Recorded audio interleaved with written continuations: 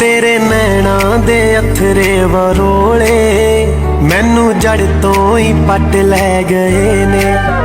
वे मेरे रेशम दी गुड्डी साड़िया वे तू आया ते सा पै गए ने। मैं तेनू सारे ही जग चों पसंद कर लिया, तेनू अखियां च पाया ते बंद कर लिया। ओ पहली पहली मुहब्बत दे पानी अज रूहां दे विच वह रहे